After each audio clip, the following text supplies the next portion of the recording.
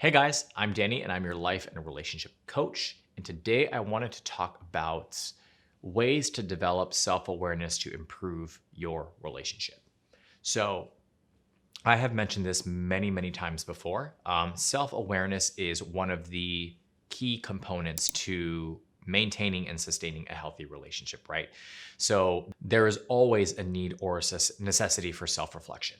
And self-reflection and going internally and understanding how you work, right? The root cause of some of your insecurities, or how you process emotion, or how you receive information. These are all crucial aspects of maintaining and sustaining a healthy relationship. So the question usually becomes, well, how do I start the process of self-development? How do I start to become more self-aware? The first thing that you can do, and I always recommend this to people, and it's not always everybody's cup of tea, but it's something that really helps. And the reason why it helps is because it brings you into yourself, right? It is a deep dive into your internal workings, your emotions, how you process things, the way that you think. And that's meditation. So meditation is one of those exercises, one of those things that will take time, right? It's something that takes time to practice. It develops over time. It's not going to be an overnight thing where you sit down and you meditate and all of a sudden you have complete and total awareness of yourself and the world. Usually it takes anywhere between 6 to 8 weeks to really start to feel the changes internally when you start to meditate. But there are certain things that you'll start to pick up on pretty quickly. I would say within a week of meditating. And you don't have to go for extensive periods of time. Usually I recommend people start with 5 minutes of meditation, then 10 minutes, then 15 minutes, and kind of build upon it. Because what usually people find is when they first sit down to meditate, they cannot concentrate. It's hard for them to focus. They feel like there's so many different things that they need to do, but that is a clear indication that meditation is something that you need because you are very much distracted. People also have this mindset. They have this perception of what meditation should look like. So people always imagine somebody sitting in a meditative position like this, just quiet and in a completely different dimension or world, and they're connecting with their chakras. And it depends on where you are, right, in your journey. It depends on who you are, what your beliefs are, and what you're using or utilizing meditation for. It's really just a way to kind of sit with yourself, to process your emotions, process your thoughts, and give yourself that space. So you can sit however you'd like. You can have your hands in whatever position you like. If you're more comfortable with them being on your hips, if you're more comfortable with them being on your knees, on your leg, on the arms of the chair, whatever it is you need to do.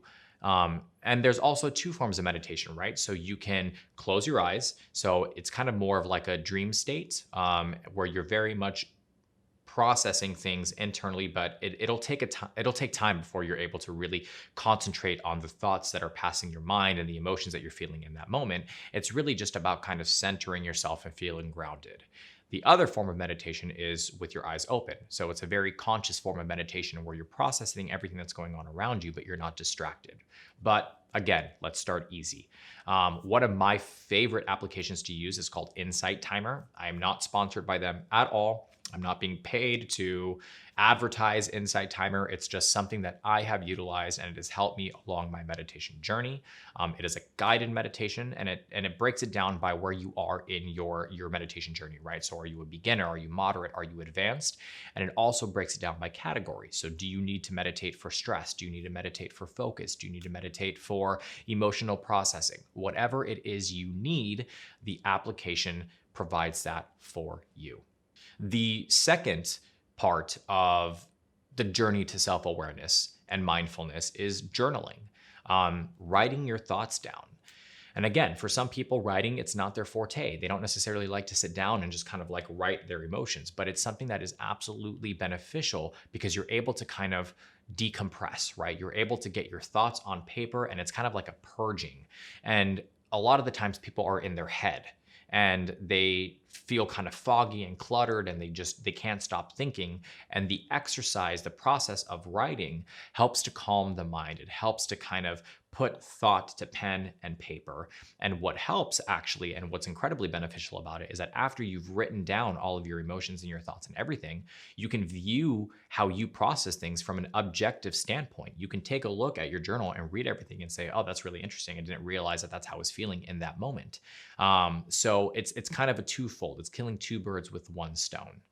The third thing is physical activity, getting your body moving, right? Getting the blood flowing, just really flooding your system with those endorphins and elevating your mood, which physical activity does. But the thing about physical activity that I enjoy in regards to self-awareness is that it helps you to understand where your limitations are and how far past your limits you can push yourself. So life really begins at the end of your comfort zone. And if you haven't exercised in a long time, or you haven't exercised at all, choose a physical activity that you are interested in or think you could potentially enjoy, and start that process, start that journey. So whether it be running, swimming, playing soccer in a club, maybe going to the gym, whatever it is that you need to do in order to kind of get your body moving, I recommend you do it. So for example, I'll tell you, for me, when I started my self-realization journey and my self-awareness and mindset, I chose running. And running for me was because it was more so a mental sport. Understanding that I was going to get tired, knowing what the limitations were for my body, and testing every time how far I could push myself. And not only that, but when you get into a rhythm of running, it's kind of a meditative state that you get into. So you become hyper aware of your body. You become hyper aware of your breathing. You become hyper aware of the cramps in your legs, of the positions of your arms, of how your head is positioned so that you're not getting back pain. It really brings you into yourself. And that really is the point of the physical activity when it comes to developing a sense of understanding and knowing yourself. Another thing that you can do to kind of start you along this process of self-awareness and meditation and development is daily actions, daily awareness training. And daily awareness training is usually broken up into three parts, right? So there is an emotional aspect to it, there's a mental aspect to it, and there's a physical aspect to it. So let's start with the physical aspect. This is meant to basically bring you into yourself, right? So ground you. A lot of the times as we kind of move throughout the day, we're not hyper aware of what we're doing. And I'm sure we have all been there before, and everybody knows this because I've done it myself. How many times have you driven to work, and when you get to work, you didn't even remember that you were driving? You kind of just check out and you go into autopilot and you forget the first 30, 45 minutes of your drive. And as dangerous as that may seem, the reality is just that's what we do, right? We check out because there's too much going on, there's overstimulation, and we're just trying to get through the day. So this practice is to kind of ground you and bring you back to yourself. So an example of body training would be tapping the top of your wrist every once in a while and focusing on that feeling. Because what it does is it brings you back to your body, and you're hyper-focused on the feeling of the tap. You're hyper-focused on the sensation of your fingers on your wrist. Maybe you're focusing on how warm your finger is or how warm the top of your wrist is. Just anything to bring you back to your body, right? The other one is emotional awareness. And this one is just taking a second, maybe 2, 3 minutes, 4, 5 minutes, and checking in with yourself and seeing how you feel emotionally. And in order to do that, just ask yourself the question, what am I feeling right now? How am I feeling right now? And just asking that simple question will switch the gears in your mind and will bring you back to yourself and will help you to go internally to process what it is you are feeling in that moment. And the final one is just mental awareness. So what is going on around you? What are the thoughts currently in your mind? So my suggestion to you is we have thoughts running through our mind all the time, right? So randomly throughout the day, take a pause and think about what it is you're thinking about. So you may be driving and you're listening to the radio and a random thought pops into your mind about, oh man, I totally forgot that I had to pick up chicken before I get home today. Stop and focus on that thought. Give it space and then let it go. This helps you to kind of come back into your mind. So combining all three of them is a really grounding, it's really about grounding yourself, right? And that's really what self-development and self-awareness is about. Understanding yourself, understanding how you tick, understanding your emotions, your thoughts, your feelings, the physical nature of things. So these exercises will help to push you along on your self-development, self-awareness journey, which will all contribute to your relationship, right? Because the more grounded you become, the more relaxed you become, the more self-aware you become, the less arguments you have, the more you have an ability to connect with your partner on a deeper, intimate level, the better you're able to communicate. So it's a foundational element that I always recommend to my clients in my one-on-one sessions, and it's always to start with self-reflection.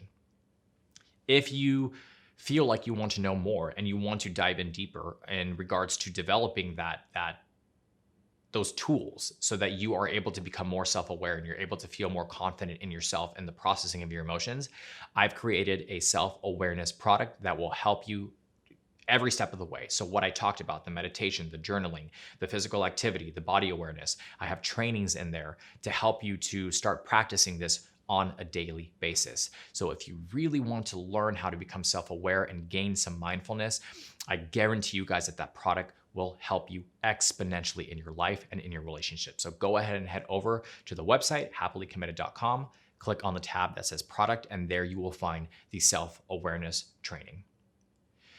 If you liked this video, please make sure you hit like and subscribe down below. I love having open dialogue with people. So if this is something that you're related to, if there's something that you feel like I missed, if there's somebody that you know that is currently going through a self-awareness journey, leave your comments down below. I love to read all the comments. If you just want to dive in deeper and you want to know a little bit more and you need more information, you can visit us at happilycommitted.com, where we have a multitude of different articles and blogs and videos related to this topic and many other topics as well. If you want to book a one-on-one coaching session with myself or any of the other amazing coaches that we have on the team, you can also do that directly through the website.